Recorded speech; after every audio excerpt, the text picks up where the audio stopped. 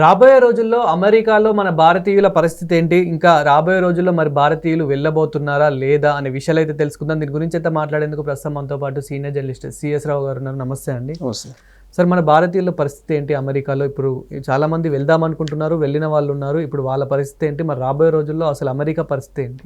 ఇప్పుడు తాజాగా తీసుకుంటున్నటువంటి నిర్ణయాల ప్రకారం అమెరికాలో మన వాళ్ళే కాదు, ఏ దేశంలో వాళ్ళైనా సరే ఉండేటువంటి పరిస్థితి లేదు అక్కడ.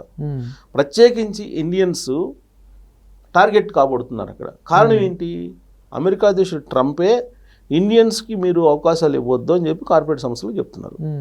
ఇప్పుడు మళ్ళా వీసాల్లో అనేకమైనటువంటి రిస్ట్రిక్షన్స్ పెడుతున్నారు. తాజాగా తీసుకున్నటువంటి రిస్ట్రిక్షన్స్ కనుక మనం గమనిస్తే స్టూడెంట్స్ ఎవరు అమెరికాకి వెళ్ళి చదువుకునే పరిస్థితి ఉండదు ఇకన. ఎందుకు అని అంటే జనరల్గా స్టూడెంట్స్ వీసా అంటే F1 వీసా. ఇది ఈ వీసా మీద అక్కడికి వెళ్తారు. 5 years ఆ వీసా, 2 years చదువుకుంటారు. ఆ తర్వాత 3 years జాబ్కి ట్రై చేసుకుంటారు. సెటిల్ అయిపోయే వాళ్ళు చాలా ఎక్కువ మంది ఉంటారు. కానీ ఇప్పుడు ట్రంప్ తీసుకుంటున్న నిర్ణయం కేవలం చదువుకునేంత వరకే మీ వీసా, చదువుకున్న తర్వాత మీరు వెళ్ళిపోండి అనేది ఆయన రిస్ట్రిక్షన్ పెడుతున్నారు. స్టేటస్, వీసా స్టేటస్ అనేది ఒకటి పెడుతున్నారు. టైమ్ ఆఫ్ వీసా స్టేటస్ అని ఒకటి పెడుతున్నారు. అంటే చదువుకోవడానికి వస్తున్నారు, మీరు చదువుకున్న తర్వాత మీరు వెళ్ళిపోవాలి. మీరు వెళ్ళిపోకపోతే ఆ స్టేటస్ ఏంటి అనేది ఇమీడియట్గా ఐడెంటిఫై చేసి వాళ్ళే స్వదేశానికి పంపించేస్తారు. ఇప్పుడు F1 వీసా, అలాగే J వీసా, అలాగే I వీసా. I వీసా అంటే జర్నలిస్టుల కేసు. అలాగే J వీసా ఇది సాంస్కృతిక మార్పిడి అని అంటారు. సాంస్కృతిక మార్పిడికి సంబంధించి ఇచ్చేటువంటి వీసా అది. అలాగే బిజినెస్ వీసా, H1B వీసా, ఇలా రకరకాలు ఉన్నాయి. ఈ సాంస్కృతిక మార్పిడికి అని అంటే ఎలా వెళ్తారంటే ఇక్కడి నుంచి కల్చరల్ ప్రోగ్రామ్స్ నిర్వహించడానికి అమెరికాకి వెళ్తారు.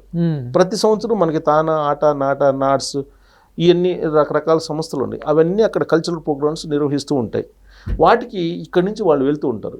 వెళ్ళి వాళ్ళు ఏం చేస్తూ ఉంటారంటే అక్కడే స్థిరపడిపోతుంటారు. స్థిరపడిపోవడం అంటే ఎక్కువ రోజులు ఉంటాం. ఎక్కువ రోజులు ఉండి అక్కడక్కడ ప్రోగ్రామ్స్ పెడుతూ డాలర్లు సంపాదించుకునే పనిలో ఉంటుంటారు ఎక్కువ మంది.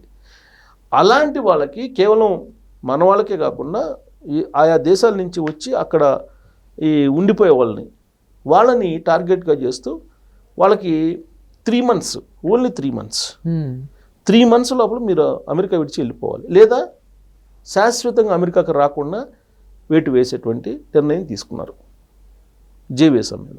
అలాగే F1 వీసా. F1 అంటే స్టూడెంట్స్ వీసా. స్టూడెంట్స్ వీసాలో కూడా 5 years కాస్త దాన్ని 4 yearsకి తీసుకురావాలనేటువంటి ఒక ఆలోచన చేస్తున్నారు అనేది ఒకటి. అసలు చదువుకోగానే వెళ్ళిపోవాలి కదా, ఎందుకుంటారు ఇక్కడ, అసలు 2 yearsకే కుదించాలనేది ఇంకొక ఆలోచన చేస్తున్నట్టు వినిపిస్తుంది. ఇక I వీసా, అది ఇంటర్నేషనల్ జర్నలిస్టులు. I వీసా మీద నేను కూడా అమెరికా వెళ్ళా. I వీసా మీద వెళ్ళి 6 months తర్వాత ఇక్కడ వచ్చేసేయాలి, మళ్ళీ వెళ్ళొచ్చు. 5 years ఇస్తారు దాన్ని, మళ్ళీ వెళ్ళొచ్చు. కానీ ఇక నుంచి I వీసా అనేది మీరు ఎందుకు వెళ్తున్నారు, ఏ ప్రోగ్రామ్ కోసం కవర్ చేయడానికి వెళ్తున్నారు, ఆ ప్రోగ్రామ్ అయిపోయిందా మీరు వెళ్ళిపోండి అంటే స్టేటస్.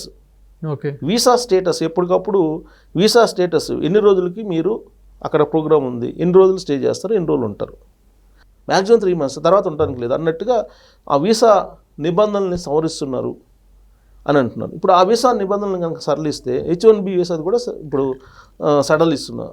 H1B వీసాకు సంబంధించి కూడా కొన్ని పరిమితులు విధిస్తున్నారు. ఈ పరిమితులు విధించడం కారణంగా అక్కడ ఉండేటువంటి పరిస్థితి లేదు.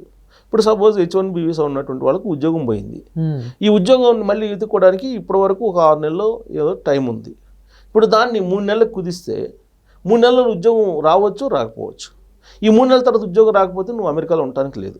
ఒకవేళ అమెరికాలో ఉంటే నీకు శాశ్వతంగా మళ్ళీ అమెరికాలోకి ఎంటర్ కావడానికి లేకుండా మీకు డిపోర్టేషన్ చేస్తారు, అంటే తిరిగి స్వదేశానికి పంపించేస్తారు. ఇప్పుడు ఎవరైతే వెళ్తున్నారో వాళ్ళకి ఇలాంటి నిర్ణయాలు అయితే తీసుకుంటున్నారు వాళ్ళ కోసం అయితే, మరి ఇప్పుడు ఎవరైతే ఉన్నారో అమెరికాలో, సో వాళ్ళ పరిస్థితి ఏంటి? అంటే వాళ్ళు 5 సంవత్సరాల కన్నా ఎక్కువనే అవుతుంది వాళ్ళు ఉండబట్టి కొందరు, సో వారి పరిస్థితి ఏంటి? వాళ్ళకు కూడా ఇప్పుడు తాజాగా అమెరికా ప్రభుత్వం ఆల్రెడీ ప్రతినిధుల సభలో పాస్ అయింది బిల్లు.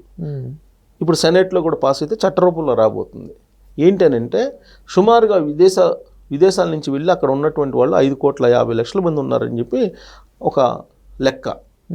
వీళ్ళందరికీ సంబంధించి అనేక వీసాలు ఉన్నాయి, గ్రీన్ కార్డులు కూడా ఉన్నాయి.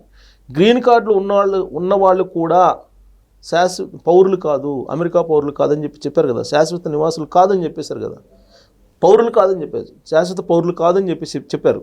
కాబట్టి వీళ్ళ వీసా స్టేటస్ని మొత్తాన్ని రివ్యూ చేయమన్నారు.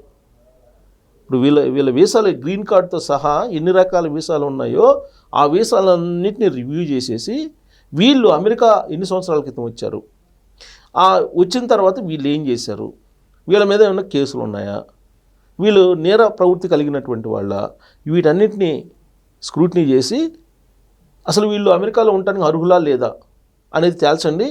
ఒకవేళ కనుక వీళ్ళు నేర ప్రవృత్తి కలిగి నేరాలకు పాల్పడినటువంటి వాళ్ళు అయితే అమెరికా నుంచి పంపేసేయండి అని చెప్పి ఒక చట్టం తీసుకురాబోతున్నారు. ఇది అందరి గుండెల్లో రైళ్లు పరిగెత్తిస్తున్నాయి, ప్రత్యేకించి మన భారతీయులకు సంబంధించి. ఇప్పుడు నేను చెప్పింది వీసా పరిమితులు నిర్వహిస్తున్నారంట. ఈ వీసా పరిమితులు దాదాపుగా 3,50,000 మంది విద్యార్థుల మీద పడబోతుంది ఆ ఎఫెక్ట్ దాదాపుగా. సో కాబట్టి అందరూ ఎవరైనా సరే, కాకపోతే ఎక్కువగా భారతీయుల మీద పడుతుంది. ఎందుకు పడుతుంది అంటే అన్ని దేశాల కంటే మన దేశం వాళ్ళు ఎక్కువ చదువుకోవడానికి వెళ్తున్నారు, అక్కడ స్థిరపడినటువంటి వాళ్ళు కూడా ఉన్నారు. ఎందుకు అసలు అమెరికాకు సంబంధించి అమెరికా గురించి చెప్పేది ఏంటంటే ల్యాండ్ ఆఫ్ ఆపర్చునిటీ అంటారు ఆ దేశాన్ని. అవకాశాలు ఎక్కువగా ఉండేటువంటి దేశం, ఎవరికైనా మేధో సంపత్తి మీద సంపదను సృష్టించేటువంటి దేశం అది. ల్యాండ్ ఆఫ్ ఆపర్చునిటీ అంటారు ఆ దేశం గురించి. సో కాబట్టి వివిధ దేశాల నుంచి వెళ్ళి మేధావులందరూ కూడా అక్కడ క్రియేటివిటీ, అక్కడ మొట్టమొదటి అక్కడ వస్తుంది, ఏదైనా సరే అక్కడ క్రియేట్ అవుతుంది, తర్వాత మళ్ళీ ప్రపంచ దేశాలకు వెళ్తుంది. అందువల్ల అది అగ్రదేశంగా ఉంది. కానీ ఇప్పుడు ట్రంప్ పెడుతున్నటువంటి నిబంధనలు పరిమితుల కారణంగా అమెరికా ఖాళీ కాబోతుంది. అమెరికా ఖాళీ కావడంతో పాటు ఖతమవుతుంది, ఆర్థికంగా కూడా కంప్లీట్ క్లోజ్ కాబోతుంది ఆ దేశం అనేటువంటిది చర్చ నడుస్తుంది. అందుకే అమెరికాలో ఉండే పౌరులు కూడా అనేక సందర్భాల్లో ట్రంప్ని రీకాల్ చేయాలి, ట్రంప్ని అసలు అధ్యక్ష పదవి నుంచి దించేయాలనేటువంటి డిమాండ్లు కూడా వస్తున్నాయి కదా ఈ మధ్యకాలంలో. సో ఇప్పుడు తాజాగా తీసుకున్న నిర్ణయం ఏంటంటే వీసాల మీద పరిమితులు విధించడం, ఇప్పుడున్నటువంటి దాన్ని ఇంకా మరింత కుదించడం, అది తీసుకోబోతున్నారు. అలాగే అన్ని వీసాదారులని మళ్ళీ రివ్యూ చేసి పంపించడం. ఇప్పుడు సపోజ్ ఏదైనా కేసు ఉంది, డ్రంక్ అండ్ డ్రైవ్ కేసు ఉన్నా కానీ వీసా రద్దు చేస్తున్నాం. ఇప్పుడు వన్స్ వీసా రద్దు చేస్తే ఇక శాశ్వతంగా మీ లైఫ్లో అమెరికాలో అడుగు పెట్టడానికి లేదు, వాళ్ళు కనుక వెనక్కి పంపిస్తే. అలా కాకుండా మీరు ఎంతవరకు అయితే ఉండదలుచుకున్నారో అంతవరకు ఉండేసి వాళ్ళు విధించిన పరిమితులకు అనుగుణంగా ఉండి వీళ్ళు మళ్ళీ స్వదేశానికి తిరిగి వస్తే ఇబ్బంది లేదు. కానీ అలా కాకుండా పరిమితులు దాటి అక్కడ కనుక ఉంటే వాళ్ళు పట్టుకుంటే హోమ్ల్యాండ్ సెక్యూరిటీ లేదా నేషనల్ గార్డ్స్ కనుక పట్టుకుంటే కనుక వీసా రద్దు చేయడంతో పాటు పర్మనెంట్గా అమెరికాకి రాకుండా నిషేధం వాళ్ళ మీద విధించే అవకాశం ఉంది. అలాంటి చట్టాన్ని ఇప్పుడు తీసుకొస్తున్నారు. సో ఇది ఖచ్చితంగా భారతీయుల మీద ఎఫెక్ట్, అమెరికా కూడా ఖాళీగా అవుతుంది. ఇలాంటి నిబంధనల నడుమ ఎవరు అక్కడ ఉండే అవకాశం ఉండదు కదా. ఇప్పుడు ఏదైనా చిన్న పొరపాట్లు జరిగిన కేసు పెట్టినా కానీ నేను వీసా రద్దు చేస్తానంటే ఎవరుంటారు? భయంగా బిక్కుమంటూ బతకటే కదా. అలా ఇంతకుముందు స్వేచ్ఛగా బతికేవాళ్ళు ఆ స్వేచ్ఛ జీవితానికి అలవాటు పడి అమెరికాకు వెళ్తున్నారు, డాలర్ డ్రీమ్ అదే. కానీ అలాంటి స్వేచ్ఛ లేనప్పుడు అక్కడ ఎవరు ఉంటారు? అందుకే అమెరికా ఖాళీ అయ్యే అవకాశం ఉంది రాబోయే రోజుల్లో. Thank you sir. Thank you.